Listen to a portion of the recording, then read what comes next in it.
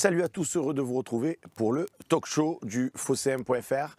Après le résultat désastreux de l'Olympique de Marseille hier face à Brest, j'avais dit Gattuso ne peut pas s'asseoir sur le banc jeudi. On en a parlé avec la rédaction, avec Max, avec Romain, avec les autres copains. Donc on a dit ça suffit. Et a priori, Pablo Longoria était d'accord avec nous. Salut Max. Salut. Salut Romain. Salut Seb. Et salut Régis Rebuffa. Salut à tous. Ça va bien? Très bien. Bon. Très bien. Les amis, cette fois, même Max qui était, comment dirais-je, parmi les plus optimistes avec Romain et Eric, moi de temps en temps, on s'amusait à dire si on gagne contre Brest, on revient quand même à 5 points du podium, qui sait. Bon, est-ce que maintenant, toi-même, les espoirs sont douchés ou non, Jean-Louis Gasset arrive et donc, bam, bam, bam, on va se mettre à tout gagner les matchs et on va finir podium. Je plaisante évidemment, hein, c'est de l'ironie, ne vous énervez pas. Le vrai discours qu'on tenait, c'était surtout de regarder que la concurrence était loin d'être au niveau de l'an passé, par exemple. Quand tu regardes Nice, on se disait, ouais, Nice, ils seront devant nous, bon, ben, ils alignent 2 défaites d'affilée. Quand tu regardes Monaco, ils sont capables d'aller gagner, le match d'après, ils sont capables de perdre aussi. Donc t'as pas des équipes forcément cette année, moi, qui me faisaient dire, ben oui, ils vont s'échapper, on les rattrapera jamais. C'est pour ça qu'on avait toujours cet espoir. Et d'ailleurs, mais encore hier, hein, on avait fait, quand Brest a été réduit à 10, on s'est dit, ben finalement, si sur un malentendu on l'emporte, au classement, on sera pas si mal classé que ça et on aura peut-être une fin de saison qui sait-on jamais. Bon, le problème, c'est qu'on gagne pas un match. Donc à un moment donné, tu peux pas espérer grand-chose quand tu prends 0 point ou 1 point tous les week-ends, quoi. Les autres avancent pas, mais nous non plus. Voilà. Loïc Lachaud à la réalisation de cette émission. On pense évidemment à la petite rivière. Merci beaucoup. Romain, Gasset, le meilleur choix pour la fin de saison. Qu'est-ce que tu en penses? Alors, si c'est juste pour la fin de saison, pour moi, c'est pas le meilleur choix. Pour moi, c'est déjà une dépense d'argent parce que tu vas faire venir un coach. Alors même si j'ai bien compris qu'il y a un arrangement avec Gattuso, qu'on va pas aller au prud'homme, que bon, tous ces même s'il faut jurer de rien tant que rien n'est signé, mais bon, normalement, ça devrait se quitter bons amis. Là encore, on met de l'ironie et des guillemets sur la formule. L'arrivée de Jean-Louis Gasset, moi, elle m'interpelle parce que si c'est juste pour faire venir Jean-Louis Gasset en mode pompier de service pour la fin de saison, Jean-Louis Gasset, ça ne me fait pas rêver de fou. Maintenant, j'ai l'impression, mais je suis conscient en disant ça que je joue à un jeu dangereux parce que je vais peut-être créer des attentes là où il n'y en a pas, mais j'ai quand même l'impression que si Jean-Louis Gasset arrive, c'est pour préparer le terrain pour un autre technicien. Voilà, c'est ma conviction, c'est que si Jean-Louis Gasset signe à l'Olympique de Marseille pour cette fin de saison, il vient pour redynamiser un peu le truc, mais en même temps faire un peu un audit, être en contact avec pourquoi pas avec un technicien qui est sous contrat ailleurs et qui ne peut pas se libérer d'ici la fin de saison. Et qui je ne dis pas de nom parce que tu ne peux pas dire de nom ou... Non, mais forcément, on pense tous à Christophe Galtier. Voilà, dans cette optique-là, parce que si c'était Laurent Blanc, il pouvait venir de suite, il est libre. Donc non, on pense à Galtier. Alors après, est-ce que tu vois, c'est pour ça que je dis ça crée peut-être une attente parce que tu te dis bon, ça va Gasser, il est là pour ça et tout, et puis tu vas revenir en début de prépa et tout et tu vas te dire bon alors ah ben non, c'est toujours Jean-Louis Gasset. Là tu vas dire c'est pas sérieux. Alors peut-être qu'il va faire une remontée spectaculaire et qu'à ce moment-là il justifiera. Honnêtement, j'en doute. Après dans ce rôle bien là spécifique du je viens pour la fin de saison pourquoi pas. Pourquoi pas? À mon avis, je sais pas, on verra déjà si c'est lui l'entraîneur, ça semble être bien parti pour ça solide, mais à mon avis, le deal, il est simple. Tu viens, tu fais ce que tu peux, et puis on verra après. Et évidemment que si tu fais ce que tu peux, il aligne 8 victoires d'affilée, et que tu remontes au classement, que tu finis J'aurais du mal à comprendre, là encore, si vraiment ça arrivait, que d'un coup, on dise, ben non, en fait, il était venu que jusqu'à la fin de la saison, on se sépare encore d'entraîneur. Parce que s'il arrive...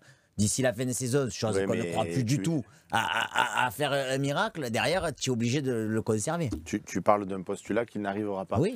Moi, je vois qu'on invente un nouveau concept. Donc, c'est un préparateur mental ou un préparateur d'un successeur ou un... Enfin, j'ai du mal à comprendre le concept. Donc, Gasset, moi, comme je te l'ai dit tout à l'heure, que ça soit Gasset, Pierre-Paul ou Jacques, je m'en fous complètement. Ce qui m'intéresse, c'est de savoir si cette équipe sait jouer au football, peut jouer au football, peut avoir des résultats, et je ne crois pas. Donc, oui, ça m'aurait plu mieux. J'aurais préféré Guardiola. Mais paraît-il qu'il n'est pas dispo. José Mourinho est libre, si tu veux. Possible. Dans ce non, mais à la limite, tu vois, moi ça m'embête quand même. J'aurais vraiment préféré, comme on le disait sur des émissions précédentes, que tu prennes un entraîneur comme... c'est Sampaoli qui est arrivé dans ces conditions-là. En cours de saison, bon, c'était le feu, mais on partait sur quelque chose de nouveau et on se disait, on prend un coup d'avance pour l'année prochaine. Là, si c'est pour prendre un gars qui vient juste faire pompier de service pendant 3 mois, parce qu'en fait c'est 3 mois, dans 3 mois la saison elle est finie. Hein. S'il fait ça pendant 3 mois et qu'après il passe numéro 2. Et encore une fois, là je vous dis ça, j'arrive pas avec une botte secrète où j'ai une théorie mystérieuse et je vous explique, voilà, c'est ce qui va se passer et compagnie. De toute façon, je pense que dans l'état dans lequel sont les dirigeants, et tu as démarré Seb en disant, on est comment ça s'appelle, on a plutôt bien vu le coup en disant, je pense que du côté des dirigeants de l'Olympique de Marseille, parce qu'il y en a qui vont le prendre bien sûr au pied de la lettre, si on est sérieux 2 minutes, quand ils ont passé, on les a vus à Brest passer des coups de fil après le match, ils étaient effectivement dans cette logique-là, et ça a contacté tout azimut au niveau des coachs. Donc moi j'essaie juste de réfléchir et de me dire, il y a forcément une explication sur ce Jean-Louis Gasset, et voilà, et ça peut être une solution court terme que lui-même avait évoquée fut un temps. C'est pour ça que je me dis, ça peut être cette piste-là, et je me dis encore heureux que cette piste-là, parce que si c'est pas cette piste-là, moi, tu vas me dire Jean-Pierre Papin, il est entraîneur de la réserve. Excusez-moi de faire du cas de Pancho Abardonado 2 minutes, mais à ce moment-là, si c'est juste tu as appelé Gasset pour la fin de saison, tu lui dis au revoir et tu repars sur quelqu'un d'autre totalement différent, Pancho Abardonado, il va te dire je sers à quoi en fait ? Ça sert à quoi de dépenser des sous dans Jean-Louis Gasset si c'est le sauvetage d'une saison qui est déjà finie ? Max, j'aimerais t'entendre parce que, au-delà de Jean-Louis Gasset, Régis disait tu peux mettre Guardiola, de toute façon ça ne changera rien, l'équipe est bidon. Est-ce que tu partages ce sentiment ? Donc, ma question est, est-ce qu'un changement d'entraîneur, changement de système éventuellement, de nouvelles dynamiques, parce que Gattuso a dit je n'ai pas la clé, je ne suis pas psychologue, j'y arrive pas, patati patata. Bon, tu m'as dit avec humour en venant préparer cette émission, Gattuso il n'y arrivait pas avec l'OM, mais Jean-Louis Gasset il n'y arrivait pas avec la Côte d'Ivoire. Donc c'est pas si c'est trop quelqu'un qui va remettre les têtes à l'endroit. C'est surtout que. Mais est-ce que ça peut avoir un effet bénéfique, ou est-ce que c'est juste bon, il fallait faire quelque chose? Je vais répondre à ta question, mais c'est vrai que quand on lit les dernières déclarations de Gasset, ça fait peur aussi, parce qu'il disait qu'il a mené beaucoup de données négatives avec la Côte d'Ivoire et que c'était mieux qu'ils se mettent en retrait. Effectivement, en se mettant en retrait, la Côte d'Ivoire... Il a été viré, les gars. On est tous clairs. Viré, ils l'ont viré. D'accord, Viré. Mais au final, ça a quand même eu une incidence positive. Pour ce pays. Est-ce que c'est pas Emers Faé du coup qu'il fallait prendre Non, mais Emers Faé, tu vois, parce que j'ai pris le temps de regarder, dit que 85% du travail a été fait par Gasset. Évidemment qu'on sait très bien qu'il va pas dire... C'est un technicien, tu peux avoir un effet bénéfique parce que tu as des joueurs qui vont être remis en confiance, mais d'autres non. Donc les joueurs qui sont un peu à la rue, peut-être qu'il va les remettre en confiance, ce qui n'était pas le cas de Gattuso, parce que tu as des feelings qui se passent ou non. Tu en as d'autres, par contre, qui étaient bien, qui vont peut-être être à la cave. Peut-être que Klose, ça va lui faire du bien, j'en sais rien. Mais en tout cas, je ne vois pas comment, dans la durée, tu peux changer cette équipe. Oui, moi, j'ai plus tendance à dire que si Rongier revient, quand Dogbia peut faire 3 matchs d'affilée, Verretou et Gigot reviennent, là, je peux être d'accord avec toi, tu as une équipe qui vaut largement mieux que ce qu'on est actuellement. Si c'est l'équipe d'hier soir, tu peux la faire jouer avec Pierre-Paul ou Jacques, c'est pareil. La première, c'est effectivement qu'il y a des joueurs qui peuvent se remettre en confiance, comme tu le dis. La deuxième, ce qui m'inquiète beaucoup plus, c'est que pour moi, j'ai l'impression que depuis le début de saison, on traîne comme un boulet cette préparation qu'on a fait avec Marcelino, où on voit qu'on n'arrive pas depuis le début de saison à finir les matchs, et je ne vois pas ce qu'un entraîneur peut faire si le coffre n'est pas là. Alors Gattuso avait dit non, mais en décembre, pendant la trêve, on va faire une prépa, on refaire une deuxième petite prépa pour que... Bon, au final, ça mène à rien, puisqu'on a l'impression qu'on est toujours à la rue en fin de match. Donc, effectivement, sur certains joueurs, les cartes sont redistribuées. Donc, évidemment que certains vont peut-être tirer leur épingle du jeu de nouveau, avec de la confiance. Et on a bien vu que Gattuso, même si sur certains côtés, au départ, quand il est arrivé, on était content d'avoir un entraîneur qui gueulait un peu, Bon, je pense que ça devait être fatigant pour certains joueurs de se faire conspuer tout le long du match aussi. Donc forcément, dans ces conditions-là, certains vont peut-être revivre, quoi. Il y a deux trucs avec deux leviers avec Jean-Louis Gasset. Un, c'est effectivement l'aspect relationnel avec les joueurs. Oui. Oui, Gourcuff est devenu un des joueurs plus exceptionnels du championnat de France parce qu'il y avait un Jean-Louis Gasset qui savait un peu être le bon copain quand il était le numéro 2 de Laurent Blanc à Bordeaux, et sa connaissance tactique. Donc lui, je pense que si je vais me pointer à la conférence de presse en lui disant bonjour, le 3-5-2, machin, il va pas me répondre c'est un schéma défensif ou moi ça m'intéresse pas, c'est le 4-3-3. Gasset est en capacité technique de m'expliquer pendant 1 heure les avantages et les inconvénients du 3-5-2, et je vais être là, je vais me gratter la tête, je vais pas suivre. Le but, c'est pas de me convaincre moi, évidemment, on s'en fout, mais je veux dire, si il y a une capacité à passer en 3-5-2.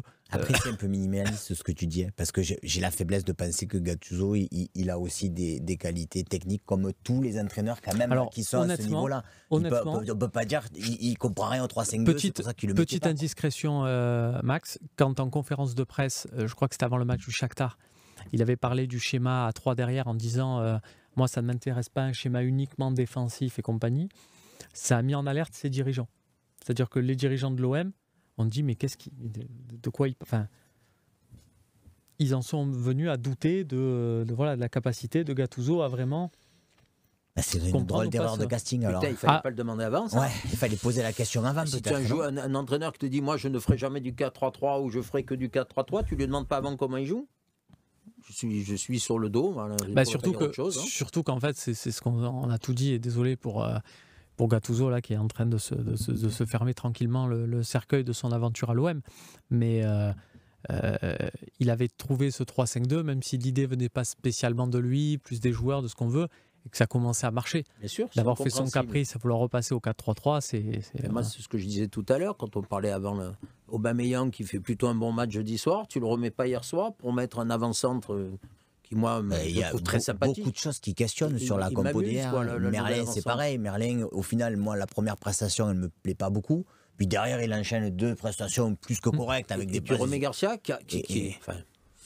Après, on peut dire tout ce contraire, parce qu'on a fait des émissions et des émissions où quand on réalignait la même équipe, on disait jamais on fait un peu de turnover parce que ça sert à quoi d'avoir des doublures. Ouais, je suis d'accord. Si tu gagnes hier soir, Romain l'a dit, c'est pas la même chanson. Est-ce qu'ils n'avaient pas fait dans leur tête aussi déjà une croix sur le championnat et qu'ils disaient, moi, parce que hier quand je les écoutais en début de match, j'avais envie de dire, mais les gars, peut-être qu'ils ont fait une croix et qu'ils réservent juste Aubameyang et Merlin pour la Coupe d'Europe. Une croix quand en gagnant, tu reviens à 5 points. Mais peut-être que dans leur tête, ils voyaient bien. Tu ne crois pas que tu vas gagner la Coupe. Non, mais ça te fait passer un tour de plus. Tu passes, un tour de plus. Un tour qui te maintient. Moi, je n'ai pas d'ambition dans la Coupe d'Europe parce que je suis au courant qu'il y a Liverpool, je suis au courant qu'il y a le Milan AC, je suis au courant qu'il y a le Bayer Leverkusen, donc voilà. Mais ceci dit, si tu passes là, tu passes un tour, tu as encore 2 matchs qui te maintiennent un peu dans l'intérêt de ta saison, oui, et qui peuvent peut-être te maintenir le cap en championnat. Moi, en championnat maintenant, je regarde une place, c'est la 7e place. Voilà. Pour revenir à ce que disais tout à l'heure. Je suis très sérieux. Pour moi, la 7e place, si le gagnant de la Coupe de France est une équipe directement qualifiée pour une Coupe d'Europe, à savoir Paris, voilà, on s'est compris, la 7e place devient européenne en championnat. Donc c'est clairement ce que je vise. Cette année, il n'y a pas d'équipe, je reviens sur ce que tu disais tout à l'heure, il n'y a pas d'équipe comme Lens qui font une saison de folie, qui marche sur l'eau. Mais il y a beaucoup d'équipes qui jouent mieux que nous. C'est-à-dire que Rennes revient, Lens revient, Brest c'est le miracle de l'année, Nice et Monaco, ils ont quand même des points de plus que nous, ils sont là. Donc ça fait beaucoup d'équipes. Alors tu as moins de cuts, mais tu as quand même beaucoup d'équipes qui peuvent te passer devant, qui te sont passées devant. Zarman nous pose la question, parce que vous le savez, Zanakan, pardon. Est-ce que c'est possible que Gattuso se soit sabordé lui-même? Moi, c'est pas possible. J'y ai pensé en voyant la compo. Oui, moi aussi. Je me suis dit, mais c'est bon, il se suicide. Il n'a plus envie. Non, il fait ça pour... Mais bon, après ça me paraît tellement surréaliste de dire ça, mais effectivement, j'y ai pensé. Il y a eu réunion très tôt ce lundi matin. Je relais mon camarade Flo Germain et Virage Marseille, que vous pouvez retrouver sur sur BFM Marseille qu'on a tourné un peu plus tôt vu les circonstances aujourd'hui et qui nous expliquait qu'il y avait une réunion très tôt ce matin et que Gattuso avait convenu qu'il n'avait pas les armes nécessaires pour continuer la mission. Et c'est pourquoi il y a un arrangement à l'amiable et que c'est pas Gattuso va pas demander l'année de contrat qu'il aurait pu avoir. Le fameux scénario qui existe dans le foot et que je vous exposais et que les dirigeants de l'OM redoutaient, à savoir si tu écartes Gattuso, un Gattuso qui te dit mais vous m'écartez pile au moment où j'allais gagner les matchs, donc mon année vous me la devez, etc. etc. Voilà, on est loin de ce schéma-là. Mais pour autant, voilà, Gattuso, il va partir, il va sûrement chercher aussi à régler la condition de ses adjoints. Il est venu avec deux adjoints, il va falloir que... Après, autant encore avant la rencontre, comme le disait Seb, si justement tout le monde, Gattuso y compris, pouvait se dire on a encore une chance de jouer quelque chose, autant après la rencontre, quand tu perds à Brest dans les conditions que l'on connaît, avec le moral dans les chaussettes des joueurs, etc., on est tous d'accord pour dire que pour les 4 places, ça paraît mais archi compromis. Donc Gattuso, tout Gattuso qu'il est, il a quand même peut-être un brin de lucidité à se dire bon, dans le contrat, j'étais prolongé si je finis les 4 premiers. La saison, elle n'est pas finie, mais je finirai pas dans les 4 premiers, donc on s'arrange et voilà. On a vu plus d'un coach rester, s'accrocher. Bon, de toute façon, avant de passer à la deuxième partie de cette émission, la seule bonne nouvelle, c'est que a priori Jean-Louis Gasset, parce que ce soit Gasset ou un autre, est là en intérimaire jusqu'à la fin de la saison, d'après ce qu'on peut en savoir, qu'il ne sera pas, sauf comme le disait Max, s'il se met à gagner l'Europa League et tous les matchs de Ligue 1. En fait Oui. Pourquoi je comprends pas pourquoi tu dis la seule bonne nouvelle. Parce que si c'était Mourinho qui était venu ou un entraîneur de cet acabit, je serais content de me dire donc que tu n'es pas content de Gasset, quoi, en gros. Bah, si l'ambition de l'Olympique de Marseille est pour avoir comme entraîneur Jean-Louis Gasset, avec tout le respect que j'ai pour Jean-Louis Gasset d'ailleurs, je suis un peu déçu. Parce qu'on a quand même connu du Sampaoli, du Bielsa ces derniers temps. Je ne mettrai pas Tudor dans la même catégorie parce qu'il n'avait pas les mêmes références. Et Loïc nous montre l'affiche de Jean-Louis Gasset qui, sur 162 matchs dirigés, a fait 61 victoires, 35 en Ligue 1. 61 victoires, 35 nuls, 66 défaites. Il a pratiquement autant de matchs que de transferts 35 de chez nous. Par match. Et puisqu'on est dans les chiffres, on a donc 30 points cette année. C'est ça? Ouais. L'année dernière, à pareille époque, on en avait 46. Mais comme Romain m'expliquait l'année dernière, à pareille époque, que le championnat de Ligue 1 il était faible et qu'il ne fallait pas regarder le record de points, pas le record de points, 20 équipes, etc. 3, Ajaccio, tout ça, je maintiens. Mais tu avais quand même 46 points, c'est-à-dire qu'au bout de 22 journées, tu avais 6 points de plus que Brest qui est deuxième aujourd'hui. Bon, ça veut dire que quand tu replaces ça dans un contexte... On ne peut pas comparer les saisons qui ne sont pas comparables, dans le sens où Romain cette année, Alexis Sanchez à la pointe de cette attaque. Je ne sais pas ce que ça donne à la fin, je ne sais pas où on en serait. Tu vois ce que je veux te dire? Il y a eu trop de Romain Payet qui faisait de temps en temps une apparition. De journée dans un championnat, tu arrives à la 22e journée, moi, je peux pas dire de points. Je veux dire, tu as 46 points une année, tu n'en as que 30 l'année d'après, il y a 16 points je le dis différemment. J'aimerais vivre une vie parallèle avec Tudor à la tête de cette équipe-là. Les Sarr, les Mumbagna, les Vitinha et les Aubameyang, pour voir si on a 30 points ou si on a 46. Mais on ne dit pas la même chose. Je te dis, waouh, le mec est un génie. Moi, je te dis que l'an passé, quand je vous disais, les gars, arrêtez de vous plaindre, on vit une saison exceptionnelle. Vous me disiez, ben non, c'est un championnat bidon, avec des équipes archi nulles, et les 46 points, on mériterait, on les a, mais ça vaut rien. Ben, la preuve que tu peux vivre bien pire que ce qu'on vivait l'année dernière. Quand cette année, tu as 30 points et que tu te fais chier à tous les matchs, parce que l'année dernière, il y a quand même des matchs où on a pris du plaisir. Ça, Max, mais ça, je suis totalement d'accord avec toi. Je ne sais pas si tu as loupé ce passage ou pas, mais hier, j'expliquais que quand on disait, ah ouais, mais Gattuso, il gagne à domicile, je disais, je préfère Tudor, qui perd à domicile, mais qui perd un match de temps en temps, mais qui gagne les 2 ou 3 autres, là où Gattuso, ça fait nul tout le temps. Donc mais ça revient à ce que je te dis à chaque fois, c'est juste le fond de jeu. Et l'an dernier, tu avais du fond de jeu. Après, si l'an dernier, tu me posais la question, est-ce que ça peut être pire? Je t'aurais répondu oui, parce que dans le football, je sais que ça existe. Et là, on y est manifestement. C'est même pas une question à se poser. Et moi, tu m'aurais dit, est-ce que ça peut être bien meilleur? J'aurais dit, ça va être compliqué. Donc c'est pour ça que j'étais dans l'idée de dire... Restons. Oui, mais encore une fois, c'est des débats, moi franchement, très sincèrement. L'année dernière, on fait la même saison avec Tudor, la même. Pas plus, pas moins, pas mieux, pas moins bien, pareil. Et tu perds en demi-finale contre Paris, que ce soit au Stade Vélodrome ou que ce soit au Parc des Princes. Franchement, je te dis, Mais moi, la défaite d'Annecy, elle passera jamais. Tu viens de battre Paris chez toi, tu es sur une dynamique de fou, tu as battu Paris, c'est-à-dire que tu t'es ouvert les portes de enfin un trophée depuis 120 ans. Et tu perds pas à Nice, à Lens, à je sais pas où, à Monaco, à Annecy chez toi. Ça passera pas. Mais après chacun a son avis. D'ailleurs, Je peux pas accepter ça. La saison s'est terminée là. Parce que Max parlait de dynamique, mais elle s'est terminée là. Tout à fait. Donc, d'ailleurs, ta fin de championnat, en plus, tu n'as pas, entre guillemets, un si grand nombre de points, parce qu'à la fin de championnat, tu la laisses complètement tomber, parce que tu as Et il n'y aurait pas eu cette abomination d'Annecy l'année dernière. Franchement, je suis d'accord avec toi, sur tout ce qu'on avait vu, on s'était régalé et tout, mais à partir de là, moi je me suis dit, c'est pas possible, quoi. Jamais on va voir quelqu'un qui gagne, qui arrive à nous faire gagner. C'est-à-dire qu'il y a deux éléments, il y a ça, et en même temps, à partir de ce moment-là, il y a en plus Tudor qui joue la carte. On sentait très bien qu'il était plus à se défendre lui qu'à défendre le club et qu'il était dans une logique de départ. Ça se sentait gros comme une maison. Donc les deux à vivre en même temps étaient très durs et ont gâché effectivement la fin de saison. Les amis, voilà pour Gasset qui est donc a priori. Ça reste à confirmer. On n'a pas précisé qu'apparemment Ghislain Printemps serait son. Enfin, je ne sais pas si c'est quelque chose d'officiel. C'est dit sur le fossé, voilà. Oui, bien sûr. Donc ils viennent pour un intérim, après on verra bien la saison prochaine avec qui on repart. Mais bon voilà, que ce soit lui, Pancho Abardonado ou un autre, vu les personnes disponibles. Et puis on ne va pas se mentir pour conclure cette partie. Qui va vouloir un coach un peu sérieux revenir dans ce marasme actuel juste pour dire regardez la famille. Donc on a Jean-Louis Gasset en pompier de service. Évidemment, pas grand monde n'est satisfait, mais...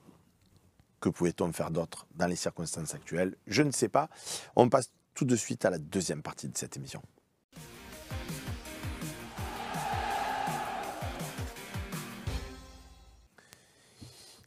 La deuxième partie de cette émission, où va l'OM? La question est assez simple. On a connu, avec l'arrivée de Pablo Longoria, un OM qui chaque année se bonifiait en termes de niveau de jeu. Il y avait des renforts, il y avait une idée, on était assez tous satisfaits.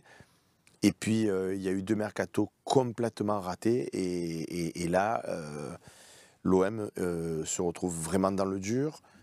Tout à l'heure tu nous disais Régis, moi c'est pas trop l'entraîneur que je regarde, c'est l'effectif. Donc ça veut dire que l'année prochaine il va falloir faire encore une grande lessiveuse, faire partir un nombre conséquent de joueurs pour repartir de zéro. J'ai l'impression, je ne sais pas vous, que ça fait peut-être aller maintenant 10 ans que je vis des saisons de transition. C'est-à-dire chaque année on me dit non mais là on est en train de construire, l'année prochaine tu vas voir. Non mais là on construit, l'année prochaine tu vas voir. Et là on est reparti au point zéro. C'est pas ton sentiment Régis? Moi je ne suis pas d'accord avec toi, c'est qu'il y a eu des années où il y avait des joueurs qui avaient de la valeur, il y avait des joueurs qui valaient... Je ne connais pas l'idée, je ne comprends pas l'idée. Est-ce qu'on fait du trading? Est-ce qu'on ne fait pas du trading? On devrait faire du trading, on a fait 173 joueurs d'après ce que j'ai vu dans le canal. Il n'y a pas un joueur qui vaut un franc aujourd'hui. Le seul qui vaut de l'argent le détruit. Donc je ne comprends pas le but. Est-ce qu'on prend des vieux? Est-ce qu'on prend des prêts? Est-ce qu'on prend des jeunes joueurs qu'on valorise? Je ne comprends pas le schéma directeur. Et tu dis que l'OM se bénéficie. Non, l'OM a fait quelques bonnes pioches. Longoria a fait quelques bonnes pioches. Ça fait 2 saisons que c'est catastrophique. Aujourd'hui, il y a un effectif, pour moi, qui ne vaut pas un clou. Au niveau valeur, au niveau valeur marchande. Donc, on peut critiquer Monaco, mais ils font du pognon. On peut critiquer d'autres clubs. Mais aujourd'hui, je ne comprends pas le schéma. Tu prends des joueurs en fin de carrière de 34 ans à qui tu fais des contrats de 4 ans avec des sommes faramineuses. Tu prends des joueurs inconnus que tu vas chercher en Norvège. Je n'ai pas encore vu à quoi ils servaient. Tu prends un arrière en Suisse. Tu les mets pas sur la liste de l'UEFA. Ça veut dire que tu estimes qu'ils sont pas bons. Je ne comprends plus rien. Et là où on va, moi, je ne comprends pas. Si vous comprenez, tant mieux. Et j'ai très peur que les dirigeants ne comprennent pas où ils vont. C'est mon avis. Moi, j'ai une autre lecture. Moi, je pars du principe en fait que l'Olympique de Marseille, le projet vendu par Longoria dès le départ, est un projet qui se base plus sur une projection et pas sur un simple exercice comptable. Moi, je pense que Longoria, il a convaincu Macourt sur cette capacité qu'il peut avoir à dire vous raisonnez avec un exercice comptable d'une saison en vous disant là on a acheté pour tant, là on a vendu pour tant, donc ça s'équilibre. Et en fait, moi je suis plus à penser que Longoria a vendu le fait de j'achète là, mais je paierai que dans 2 ans, là je paye dans... Ça s'appelle de la cavalerie. Ça s'appelle, alors, ça peut s'appeler de la cavalerie, mais au départ, alors qu'on avait une équipe qui était, vous allez me dire, certains après peuvent juger, se dire c'est au même niveau, mais on avait une équipe, rappelez-vous, Nagatomo, Michael Cuisance, Thauvin en fin de contrat et compagnie. Et de là, en fait, il a dit, je vais prendre des joueurs en prêt, je vais les payer avec la prochaine qualification en Ligue des Champions. Comme ça, si en fait on se qualifie en Ligue des Champions, ça veut dire qu'on aura fini dans les premiers, donc que ces joueurs auront donné satisfaction, donc on pourra les posséder. Et on a commencé comme ça avec des Under, des Paul Lopez achetés en prêt avec option d'achat, pour essayer de monter un peu. Deuxième saison, on a refait cette logique-là avec des Jordan Verretou, on a reconstitué ça. Sauf que là, c'est l'exercice du tyrolien, tu montes. Et là, on est obligé dans cette logique-là de réinvestir parce que tu récupères des mecs. Je pense notamment à Vitinha. On tique tous sur le prix d'achat de Vitinha. Mais l'idée, c'était de dire, en fait, 25 millions, c'est un prix théorique, mais je te donne que 1 million maintenant. Je te donne 2 millions dans 6 mois, 5 millions dans... Et c'est comme ça, entre guillemets, de dépenser de l'argent qu'on n'a pas. Le seul problème, c'est que quand ça se casse la gueule, tu es obligé de vendre tout le monde. Ben ouais, c'est parce que ta démonstration... elle était intéressante, hein, parce que tu nous relates tout ce qu'a fait Pablo Longoria pour partir de rien et monter. Sauf qu'au final, cette année, tu avais encore une fois en début de saison espoir, parce que moi, ça me fatigue aussi d'entendre les gens qui disent « Ouais, mais dès le début, je vous avais dit qu'un tel était mauvais. » Quand on a fait les premiers plateaux, quand je regardais les premières émissions, j'entendais tout le monde dire « Ah ben lui, ça peut être intéressant, lui, c'est pas mal, etc. » On était tous déçus. La vérité, c'est qu'on était tous déçus qu'Alexis Sanchez ne reste pas. Ça, on l'a tous dit.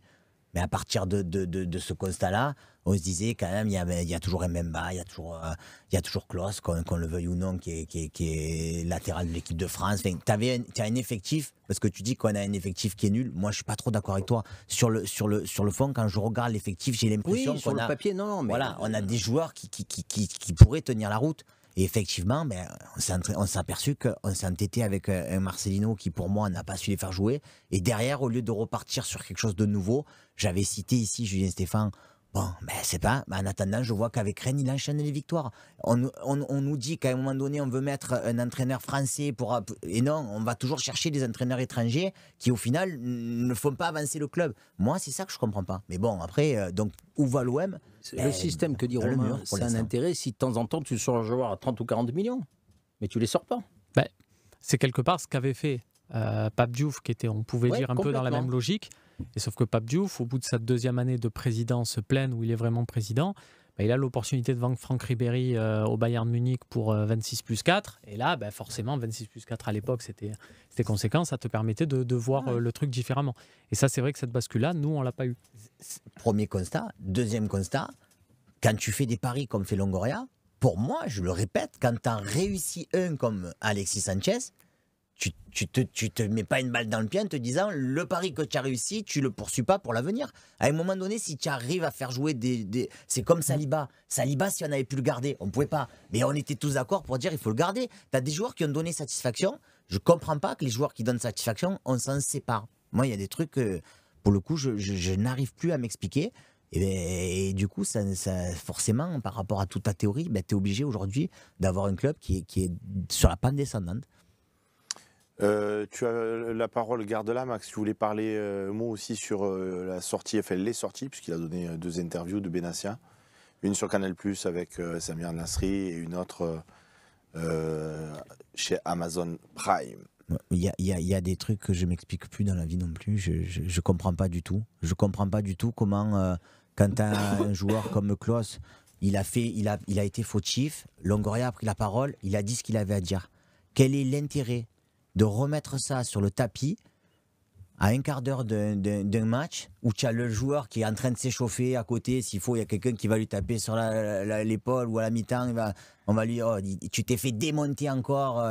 Je ne comprends pas du tout. Quel est l'intérêt d'expliquer qu'à l'OM, un joueur peut aller voir l'entraîneur, dire ah moi je veux partir coach, les autres ils m'ont dit non mais moi je veux partir, alors le coach il vient nous voir, il veut partir, ok, ça veut dire que tu laisses entendre que c'est la porte ouverte, que si un joueur veut partir, il va voir l'entraîneur, il peut partir, tout ça. Enfin, je sais pas, j'aurais préféré, en fait on nous avait dit qu'il parlait pas beaucoup, Benassia, j'aurais préféré qu'il parle pas plus parce que c'est pour dire ce qu'il a dit, ça m'intéresse en pas. fait, bon, après, c'est mon avis. Cette prise de position... Max, elle est motivée par Benassia pour 2 raisons.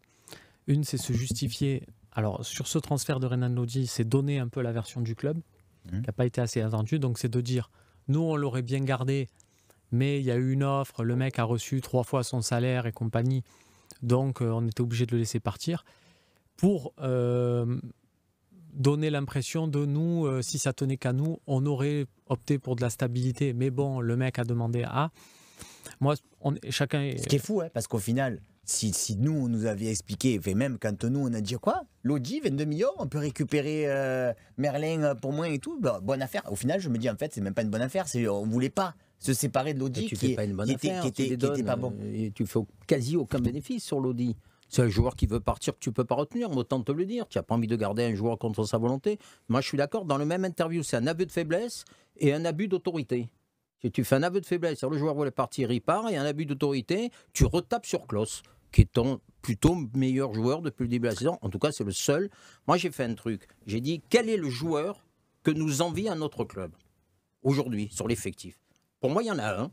Les clubs peuvent être intéressés par Klose. Sinon, je ne vois pas un joueur qui intéresse un autre club du top 10. Je n'en vois pas un. Leonardo Balerdi. Ça va, je rigole.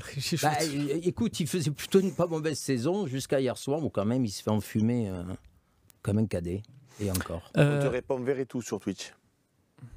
Pas avec le salaire qu'il a. Oui, c'est un bon joueur. Pas avec le salaire qu'il a. Et la sortie de Benassia sur Klose, elle est motivée par un besoin de se justifier parce que, et c'est tout le problème un peu des fois de... Excusez-moi. C'est tout le problème des fois de conseillers qui sont un peu, on va dire, dans une bulle et ils ont l'impression en fait que tout le monde avait mal vécu le fait que l'agent de Jonathan Klose communique sur le fait qu'il avait été menacé par Benassia. Donc Benassia a tenu à donner sa version des faits pour dire « je n'ai pas menacé l'agent de Jonathan Klose ». Mais de raconter... Si ça n'était tenu à dire ça, moi, ça ne m'aurait pas dérangé. Mais le fait du coup de, entre guillemets, retaper sur Jonathan Klose, de ressortir cette histoire, alors qu'en vrai, ce qu'il dit dans le Canal Football Club, moi, personnellement, ça ne m'a pas choqué. J'ai vu que Slim, dans l'OM au Café, en parlait, et beaucoup de gens étaient choqués. Moi, ça ne m'a pas choqué parce que c'est une version que j'ai déjà entendue de la part de Benassia. Mais le problème, c'est juste l'effet de le répéter. Ben oui. Et de le redire, de le redire, de le redire. Et de le redire en direct. Au micro d'Amazon, en direct, à un quart d'heure, encore une fois. Et en plus, je veux dire, quand tu réfléchis, là, on est en train de se dire où va l'OM. Mais quand tu fais quelque chose comme ça, est-ce que tu penses, sincèrement, que tu fais du bien au club? Est-ce que tu fais du bien à Klose? Est-ce que tu penses que Klose, il a une chance d'être meilleur le match d'après quand tu le roules comme ça une fois de plus? C'est pas possible. Régis, toi qui as fait partie de l'équipe de direction précédemment dans l'Olympique de Marseille, j'aimerais avoir ton avis sur un point. Franck McCourt, il va rester à l'OM jusqu'à quand? Jusqu'à ce qu'il puisse, hein. Jusqu'à aller de l'argent. Moi, j'en sais rien du tout. Je ne comprends pas ça non plus. Je ne comprends plus rien d'ailleurs. Mais je ne comprends pas le schéma de cet homme qui est remarquable dans sa rigueur entre ce dire, c'est qu'il soutient le club, il paye quand il faut, etc. Mais je ne comprends pas où il va en venir. Aujourd'hui, son club, s'il veut le revendre, je ne vois pas qui va le racheter. Et vu ce qu'il a mis, combien il va pouvoir le revendre, je ne vois pas comment remettre beaucoup d'argent, mais ce n'est pas un Saoudien, ce n'est pas un Qatari, ce n'est pas une fortune monstrueuse. À notre niveau, oui, mais pas au niveau mondial. Je ne comprends pas ce qu'il peut faire. Aujourd'hui, pour remettre le club en état, pour moi, il y a un effectif à refaire totalement. Vous avez des joueurs qui vont partir, vous avez Aubameyang qui ne va pas rajeunir, vous avez un effectif qui est moyen, il y a un entraîneur à trouver, il y a un staff à retrouver. Je ne vois pas où ils vont venir. Si vous avez une idée, mais quand j'en parle dans le monde du football, quand je vais à la Ligue de foot et que je demande à des dirigeants que je connais depuis 20 ans, est-ce que vous avez des relations? Il est charmant, il est bien élevé, il tient ses paroles, mais où ils vont venir? Qu'est-ce qu'il veut faire de ce club? Je ne sais pas. Alors, il a fait une confiance totale à Longoria, c'est peut-être à Longoria qu'il faut demander ça. Alors, c'est même pas vrai, parce que Longoria est venu à la suite de Jacques-Henri Hérault. Non, mais d'accord. C'est pas comme si c'était son premier choix. C'était vite, bon, on prend qui? Il n'y a plus Hérault. Bon, il y a Longoria qui est là. Il lui a donné les clés. Et aujourd'hui, qu'est-ce qu'il en fait? Est-ce qu'il est content? Est-ce qu'il n'est pas content? Personne ne sait. Mais moi, je pense qu'en fait, il attend une offre à la hauteur de ses espérances, mais que cette offre, elle ne vient pas. Et qu'en plus, comme tu le dis, là, avec la saison qu'on est en train de vivre, le club, il est à la baisse. Autant sur les années précédentes, on avait l'impression que ça montait, que peut-être il se disait... Bien sûr. Je vais attendre. Je vais valoriser. Voilà, et à un moment donné, à ce prix-là, je vais pouvoir vendre parce que l'OM, ça va vraiment être intéressant. Mais là, pour le coup, alors soit il va vouloir limiter la casse, comme on le fait, nous, sur certains joueurs, en se disant à un moment donné, bon, ben tant pis, il va falloir perdre de l'argent, mais au moins récupérer un peu. Soit sinon, on va en avoir encore pour un moment. Hein. S'il attend que maintenant on remonte, il va attendre au moins un an. Est-ce que tu penses que Tessier peut devenir le nouveau président? Il paraît-il qu'il en a beaucoup envie, j'en sais rien. Sans commentaire. Et tu penses que ça serait une bonne idée? Non, mais bon. Il n'y a pas beaucoup de bonnes idées en ce moment. Enfin, j'en sais rien. Hein. Je ne connais pas précisément M. Tessier, mais pourquoi pas? J'en sais rien, en fait. Mais c'est pas ça qui est important. Moi, je pense que... Ben, pourquoi? Parce que ça dépend de ce que tu as comme principe. Il est depuis un an au club, pratiquement. Il est avec Longoria. Il sait ce qui s'est passé. Il n'a jamais dit non à rien. Il a jamais dit oui à tout. Donc, ça change à quoi? Est-ce que M. McCourt va mettre 200 millions, 100 millions? Est-ce qu'on va avoir des nouveaux sponsors? C'est ça qui m'intéresse. Après, je pense qu'aujourd'hui, encore une fois, on vit une saison cataclysmique. Que Pablo Longoria, on ne peut pas l'épargner dans cette saison-là. Mais ça m'embête de le dire comme ça, mais il a quand même su faire des choses dans le passé qui pourraient nous laisser penser qu'il pourrait rebondir. Voilà. Autant il y a des... Voilà, on parle de Gattuso qui s'en va, on était tous d'accord pour dire on ne voit pas le rebond, on ne sait pas comment il va pouvoir réagir le garçon pour que vraiment il remette l'OM sur le bon rail. Autant Longoria, voilà, sur l'ensemble de ces saisons à l'OM, ben celle-là, elle est loupée. Voilà, elle est loupée. De A à Z, il s'est planté dès le début avec son ami Marcelino, et puis depuis, il enchaîne. Mais est-ce que ça veut pour autant dire qu'il faut forcément le balayer d'un revers de main et voir arriver un nouveau président? On ne sait pas ce qu'on aura de mieux. Hein. La preuve, encore une fois, si je reprends l'exemple avec les entraîneurs, on a l'impression qu'au fur et à mesure, on descend. Alors peut-être qu'il ne faudrait pas faire la même chose avec les... C'est pas possible de continuer comme ça, hein, en faisant 170 transferts en 3 ans, en ayant 3 entraîneurs dans l'année, 53 ans, c'est pas possible. Toi, tu es sûr qu'il à la fin de la saison, il n'est plus là? Je suis sûr de rien. Non, mais je suis effaré comme ça, quoi. Voilà, enfin, moi, c'est un constat d'échec total. Total. Ouais. Il n'y a rien. Sur vous cette avez saison. une réserve qui est mauvaise, vous n'avez pas de jeunes qui sortent, vous n'avez pas de joueurs qui vaut de l'argent, vous n'avez pas de résultats en championnat, vous êtes éliminé de la Coupe. C'est un constat d'échec total. Mais sur cette saison, tu es d'accord avec moi? Aujourd'hui. Ouais. Peu importe ce qui s'est passé avant. Hein. Ouais. Juste un message personnel, les amis, ce matin à l'OM au café, on vous a donné des capacités de modération pour enlever les gens qui sont grossiers. C'est pas pour épingler des messages que je ne valide absolument pas. Donc, Romancier, si vous pouvez désépingler très rapidement ton message et les autres à qui j'ai donné des responsabilités, si c'est pour vous amuser à épingler vos messages personnels, ça ne va pas le faire. Je vais enlever directement les droits. Les droits, voilà, c'est pour nous aider, c'est pas pour devenir faire passer des messages que vous pensez peut-être, et c'est votre droit, mais pas en épingler sur le tweet du Faussin. Bon, donc c'est un petit peu la panique à bord sur l'OM, puisqu'on ne sait pas trop où on va, on ne sait pas trop qui sera le président la saison prochaine. On va au match du Shakhtar jeudi. Donc on va aller au match du Shakhtar, on ne sait pas ce que ça va donner, mais on y va les amis.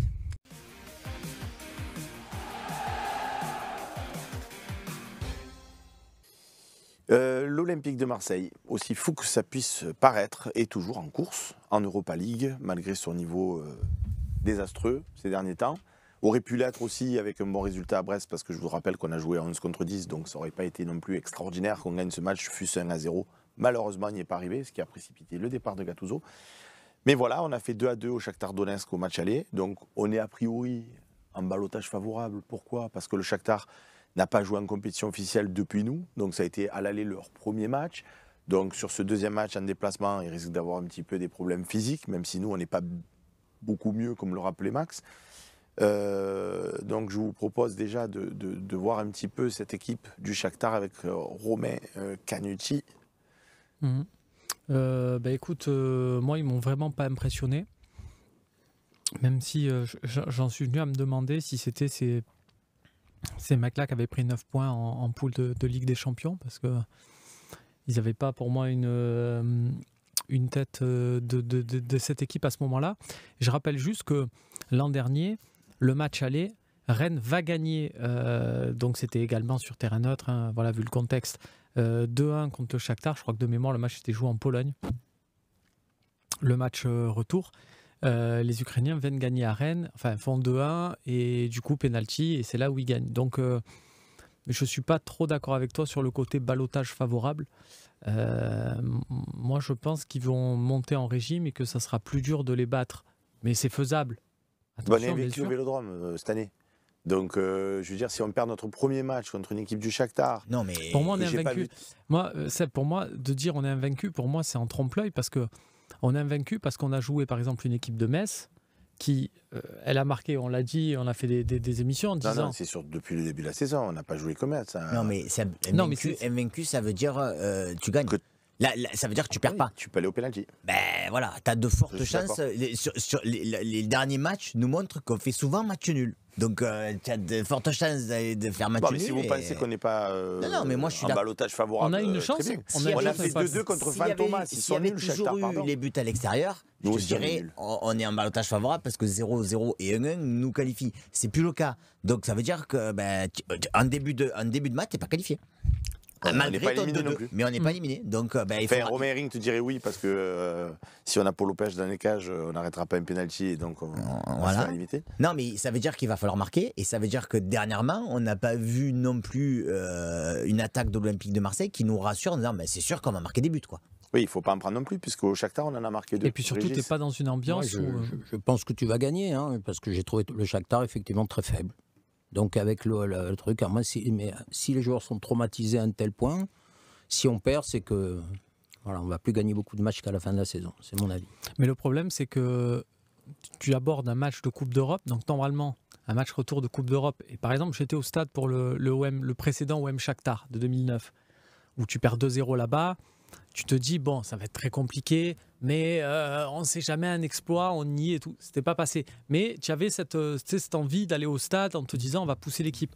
Là, tu es dans un truc de te dire, s'ils ne gagnent pas, ça va être le stade, on va retrouver les ambiances de Délétères. 2016 délétères. Donc en fait, c'est pas du tout. Je pense que les gens qui vont au stade jeudi, ils sont en train de se dire si ça gagne pas, ça peut devenir. Je l'encourage pas et je suis pas là absolument pour Je ça. sais même Mais pas ça peut si ça va devenir, pas être déjà très tendu en début de match. Parce que bon, on a l'impression que tout le monde va être derrière l'OM pour faire un bloc, quoi. Ce qu'on souhaiterait tous, hein, parce que moi je suis supporter de l'OM à la base, mais je suis pas sûr que c'est ce qui va se passer hein, dès le début de la rencontre. Donc déjà aussi, il y a aussi ce paramètre-là à prendre en compte. Est-ce que tu sais où il en est, Verretou, Romain? Je pense qu'il sera pas remis pour la Cette rencontre. année, on a une équipe, on a des joueurs, c'est exceptionnel quand même. Oh, les mecs, ils se blessent pas. D'habitude, dans les autres clubs, ils se blessent, ils sont absents un match. Ou alors, on te dit, putain, le mec, il a une blessure de notre monde, il est absent 6 mois. Mais nous, tu n'as pas Kondogbia, il manque 3 matchs. Tu n'as pas Verretou, il manque 4 matchs. Chaque fois qu'ils ont une blessure, une problématique, ils sont absents 3 mois. Après, c'est fou, quoi. des joueurs comme Verretou, quand même. C'est pas On pour- a tiré sur la corde. Voilà, ben t'as tout dit. Ouais. Donc à partir du moment où le mec il doit se reposer entre guillemets 1 ou 2 matchs, mais tu tires sur la corde, tu tires sur la corde, tu tires sur la corde, ben tu aggraves la blessure. À partir du moment où tu aggraves la blessure après elle est plus conséquente et il manque plus de matchs. C'est mathématique. Ouais. Non, mais je répète, c'est fou. Ah ouais. Moi, ce qui me surprend chaque année, mais je te jure, c'est vraiment, ça me surprend, quoi. J'ai l'impression, parce que je les aime, j'aime bien par rapport au côté spectaculaire, quoi. Quand je regarde City jouer, t'as des joueurs, ils jouent tous les matchs. Tous les matchs. Rodri. Rodri, tous les matchs de toute la saison, en championnat, en Coupe d'Europe, en Coupe de la Ligue, en Coupe d'Angleterre, tous les matchs il fait. Et lui, il se blesse jamais. Parce que ça doit être. En fait, il doit avoir des pouvoirs paranormaux, quoi. Je veux dire. Après quand on fait un effectif en début de saison, on est toujours à se dire oui, bah alors là on a doublé le poste, là on a fait ci, là on a fait ça. Aujourd'hui le problème en fait, c'est pas Verretou. Hein. Parce que Non, mais moi, il me manque Oui. cette équipe-là. Mais il te manque pourquoi Parce que Parce ceux que les qui autres sont sont nuls. à sa place sont nuls. Mhm. Normalement, tu devrais pouvoir à un moment donné, parce qu'on a l'impression de dire ouais, il n'y a que nous qui avons des blessés, mais les autres aussi ont des blessés. Sauf que quand ils ont des blessés, ben, ils les remplacent par des joueurs qui au final font le taf. Max, arrête, tu vois, tu dis ça alors que c'est bon. On a recruté une doublure et du coup on va l'aligner. Jean Onana, on va. Ah non, on peut Ah pas. pardon, il n'est pas On peut pas les qualifié. qualifier. Ah oui, il va falloir faire le coach chez nous, mais c'est pas avec qui, en fait. Allez, on passe au coach chez nous. Alors le C, tu te mets à droite, le S dans l'axe, voilà. Et c'est le le coach en chez nous, voilà, c'est ça les gars, le coach chez nous. Le coach, c'est nous. On passera un petit coup de fil à Jean-Louis Gasset pour lui dire que ça existe parce qu'il ne doit pas savoir, lui, encore. Ouais, Jean-Louis Gasset. Ouais, mais en fait, parce que Gattuso, à mon avis, il ne regardait pas le coach chez nous. Il y en a d'autres qui regardaient. Villas-Boas, Rudy Garcia. Mais Gattuso, ça lui plaisait pas. Ou peut-être qu'il n'avait pas envie de nous donner raison. On aurait dû essayer de faire un 4-4-2 un jour bien en place comme il veut, là, pour voir s'il faisait pas autre chose. Quel système déjà? J'en sais rien, je passe la parole. Moi, j'opterais pour un 3-5-2. Je croyais qu'il allait dire 4-3-3. Il n'y a plus Gattuso. Alors là, on part dans le 4-3-3. 3-5-2 aussi, Max? De toute façon, je me dis que, vu ce qui s'est passé, si il aligne Gasset un 3-5-2 et que tu vas pas au bout, on pourra déjà rien le reprocher, entre guillemets, en disant il a mis Alors le déjà, système de Saint-Etienne jeu. joue un 3-4-3. Est-ce qu'un 3-4-3 te conviendrait? Moins. Parce que du coup, tu n'as pas la même logique avec le 3-4-3. Alors certes, tu vas pouvoir bénéficier de joueurs comme ça. Mais le 3-5-2, c'est simple. Tu as tes deux pistons qui, en l'occurrence, alors ça m'embête de dire ça, parce qu'en même temps, on a fait une partie avant où on a dit on a détruit notre joueur. Mais enfin, bon, bref. Normalement, tu as Klaus et Quentin Merlin qui sont prédestinés pour jouer dans ce système-là. Dans l'axe, tu as aussi un joueur comme Mbemba, voire même Gigo, il peut jouer, oui. C'est Balerdi qui peut pas jouer. C'est Balerdi qui peut pas jouer. Qui peuvent sortir à tour de rôle pour amener un plus offensivement. Et tu te retrouves avec deux attaquants, à savoir, pour moi, Mumbagna Aubameyang, ou éventuellement, tu peux aussi avoir Ndiaye qui pourrait jouer dans ce système-là et être un peu plus performant que sur le côté. En fait, donc, il y a tout qui est réuni, pour moi, par rapport aux joueurs que tu as pour jouer dans ce système-là. Si tu passes en 4-3-3, en 3-4-3, ben, tu te dis, alors il faut remettre, par exemple, Ndiaye sur un côté, il faut remettre Sarr, qui, moi, j'arrive plus avec Sarr, son match encore à... Voilà, au-delà des joueurs, je pense que la question de Seb, c'est plus par rapport au système. Quand tu fais le 3-5-2, vraiment, tes pistons ont un rôle. Comme ils ont personne devant, tu attends vraiment à ce qu'ils jouent limite comme des ailiers. Et c'est aux joueurs à l'intérieur du jeu de s'organiser pour compenser. C'est petits points tactiques aussi. Voilà, là où si tu fais un 3-4-3, tu vas avoir tes pistons, mais devant eux, il va avoir des ailiers. Donc du coup, la dynamique... Du coup, ils peuvent combiner. Alors, ils peuvent combiner, mais dans l'intérieur du jeu, comme tu n'as pas grand monde, il n'y a personne qui va pouvoir... si tu mets 4 joueurs sur les côtés, il t'en reste 5 dans le cœur du jeu. Voilà. Il y a Nicolas qui nous dit, il a une stratégie. On devrait passer en 5-5-3. Voilà, qu'on s'emmerde. Il faut demander des dérogations. Après, si on veut nous mettre des bâtons dans les roues, ça va pas qu'on soit champion. Très bien. Ouais. J'ai l'impression plus l'émission elle passe, plus il se dit putain en fait j'en peux plus de loin. Mais c'est exactement ça. Exactement ça, je suis atterré. Bon, dans les cages, donc 3-5-2. Il y a un vrai sujet, parce que moi j'ai trouvé Ruben Blanco très intéressant. C'est votre cas aussi, où arrête démenté, ça sera Paul Lopez. Mais nous, encore une fois, le coach chez nous. Mais attends, d'accord. Déjà, Paul Lopez, qu'est-ce que concrètement A priori, l'arrière pourrait être aligné demain. Ok. Donc il passe de je peux pas jouer à j'ai rien. Non, il a dit j'avais une gêne, j'ai pas pris de risque. Après, il sera peut-être pas disponible. Il n'y a pas eu encore la conf de presse. Ce qui est bizarre, voilà, parce que ce qui est bizarre, c'est quand même, il a dit si j'ai pris une gêne, j'ai pas pris de risque. Il est quand même passé après le match pour dire il faut que les joueurs, on arrête d'être un peu blessés, il faut qu'on joue et tout. Mais lui-même était blessé et tout. C'est pour ça que c'était fou. On vit une saison folle. Bon, par rapport au niveau intrinsèque, sur ce que vous avez vu avec Blanco, disons que Paul Lopez est disponible. Non, je te laisse Paul Lopez. Paul Lopez. Paul Lopez.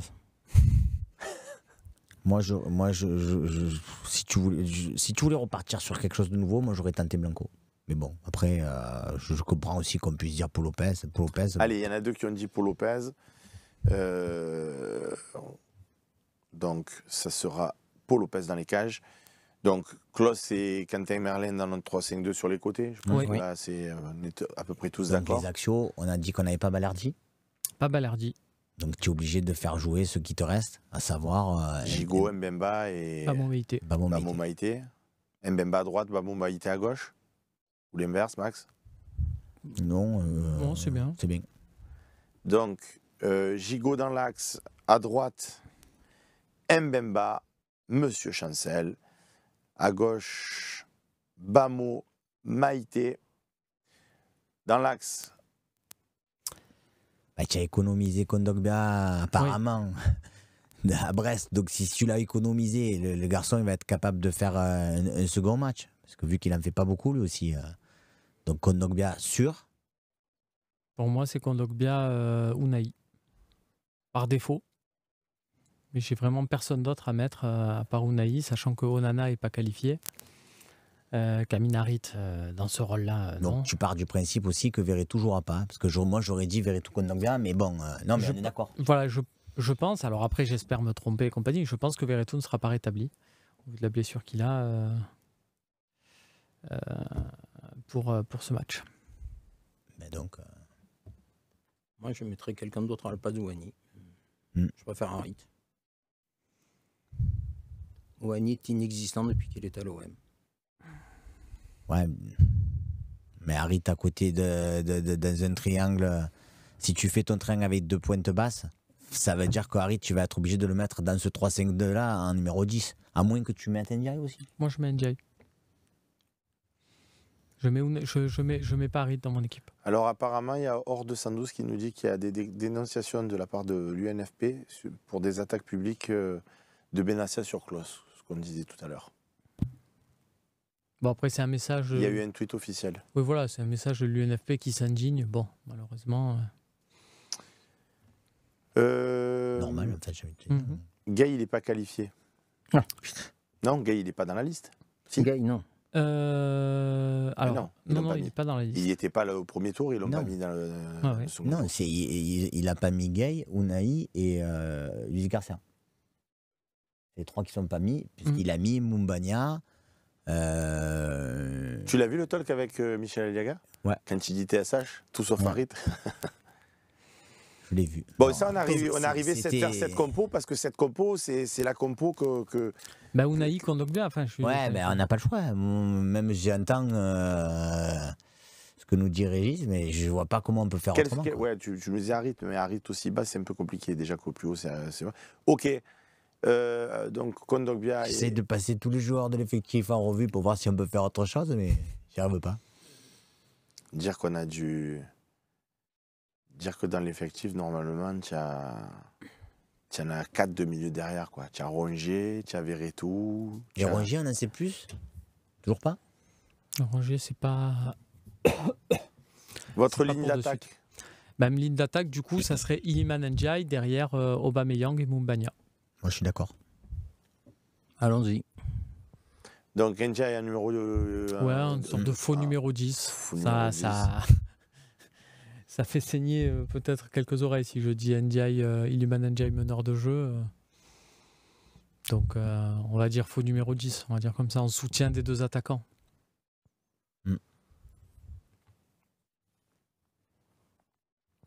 Voilà, Jean-Louis, si toutefois tu regardes l'émission en replay, voilà ce qu'on te conseille de faire. Ou peut-être directement là dans son taxi qui le mène à la commanderie. Hein. Ou peut-être dans le taxi, si tu regardes, écoute, voilà ce qu'on te conseille de faire comme 11 de départ, parce qu'on a un petit peu l'habitude de cet effectif, et qu'en vérité, tu arriveras difficilement à faire beaucoup mieux que ce qu'on te propose. Donc pas besoin de gamberger, c'est cadeau, c'est pour nous, ça fait plaisir. Allez, on passe tout de suite à la partie des questions-réponses.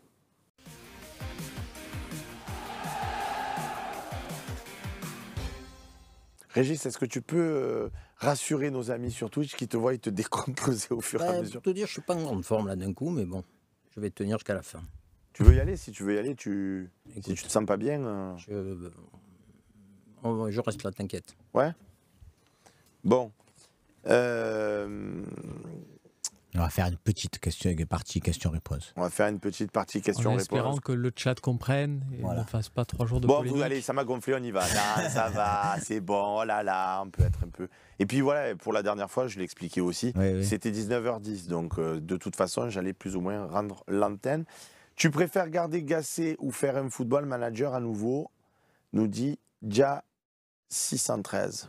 Mais là, il faudra voir les résultats, encore une fois. Moi, je t'ai dit, si Gasset gagne tous les matchs jusqu'à la fin de la saison, je préfère garder Garcia et on n'en parlera pas. Maintenant, s'ils donnent des résultats très mitigés, voire moyens, qui nous permettent... Je préfère faire une parenthèse aussi, tiens, ça me permet de faire une petite parenthèse. Arrêtez quand je vois, j'ai un tempête de monde qui me parle du maintien. Le maintien, c'est à 35 points, les gars. On en a 30, d'accord ? Donc, si sur les 12 matchs, vous allez m'expliquer qu'on ne va pas prendre 5 points, c'est pas possible. Donc, le maintien, maintenu, on est maintenu. Donc, parlons d'autre chose. Voilà, après qu'on finisse 12e, 13e, 8e, 6e, j'en sais rien. Mais même descendre en Ligue 2, c'est pas possible. Juste sur le côté Gasset Football Manager, une des déclarations aussi de Benassia sur son intervention au Canal Football Club, c'était de dire « J'aimerais bien un entraîneur qui reste à l'OM, comme Gattuso, il n'allait pas dire un autre que Gattuso, enfin, il n'allait pas désavouer Gattuso avant le limogeage, mais dans l'idée, c'était de dire, c'est pour ça que je crois aussi à ce truc de Gasset qui arrive et un autre mec qui arrive, donc en fait, je pense que, pour répondre à la question, on va avoir et Gasset et Football Manager. Voilà, on aura les deux. Mais c'est fort, hein, parce qu'effectivement, Régis nous disait en boutade avant l'émission, il a dit 3-4 ans, et en fait, il est resté 3-4 heures. Benzoïc nous dit, est-ce que vous croyez que Gasset aura la clairvoyance de jouer en 3-5-2 ? Ça m'a énervé 2 fois avec Gattuso, c'est un truc de fou. C'est que le mec reste comme ça, braqué sur son... On va pouvoir retrouver rapidement sur le Phocéen une interview de Bernard Rodriguez, qui est un compagnon de route du Phocéen quand même, et qui avait connu Jean-Louis Gasset à ses débuts de coach numéro 1. Du coup, en fait, Bernard est allé de suite sur ce terrain avant même que je lui pose la question. Et effectivement, Jean-Louis Gasset, c'est tout ce que tu aimes, Seb. Je dis ça, tu dis à chaque fois, moi j'aime les coachs pragmatiques qui s'adaptent aux effectifs.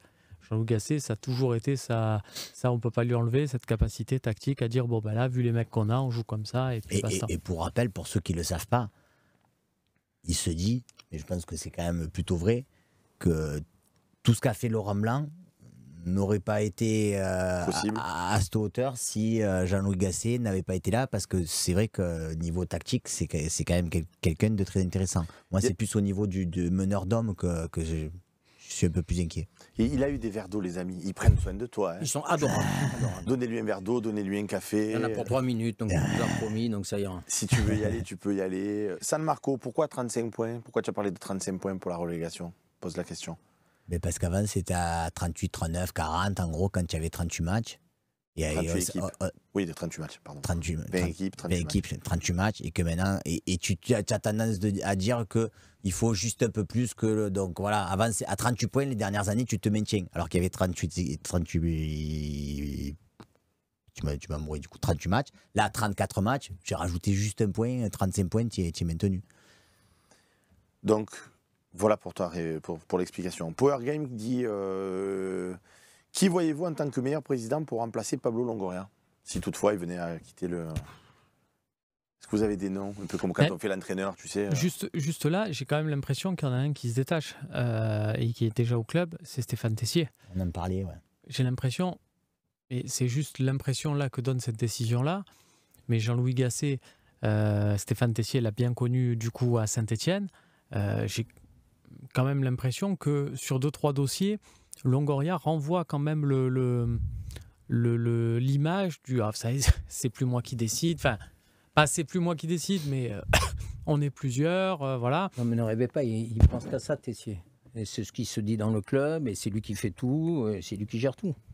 Longoria n'a jamais été un président comme on peut l'entendre sur le plan marketing, sur le plan communication, sur le plan structurel. C'est un directeur sportif ou c'est un scout, c'est pas un président.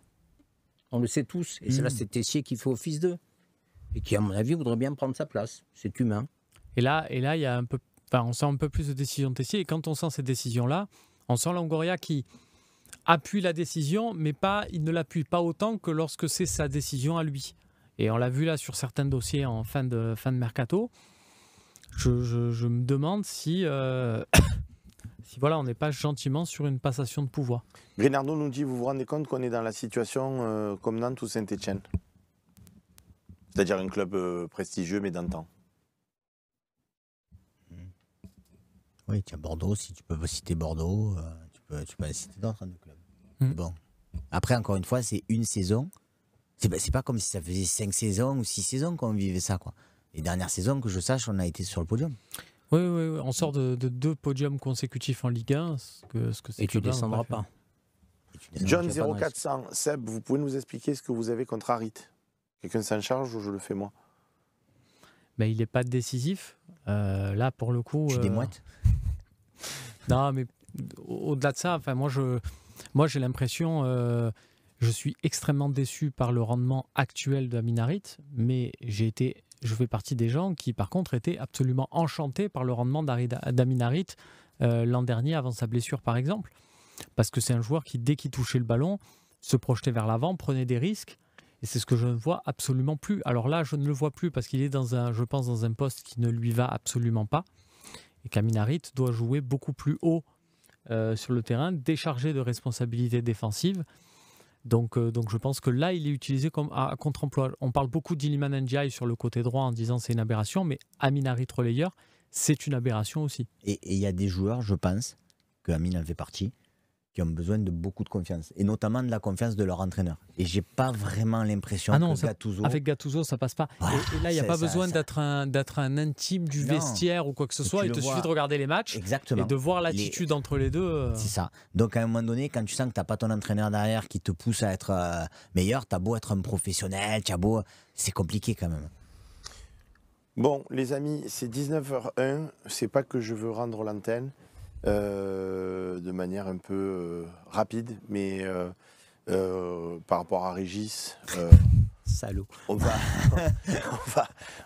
Il s'abrite derrière toi. Hop, c'est Régis. Puis on va avoir des choses à dire dans les jours à venir. Donc, Non, il n'y a pas de message de clown. Non. Ça va me suivre, cette histoire. Bon, les amis, ça nous a fait plaisir de faire cette émission avec vous. On a parlé du futur coach, on a parlé de où va l'OM. On a abordé ce match qui arrive avec cette possible qualification, sait-on jamais, demain matin. L'OM au café, je vous embrasse bien fort, à bientôt, bye bye.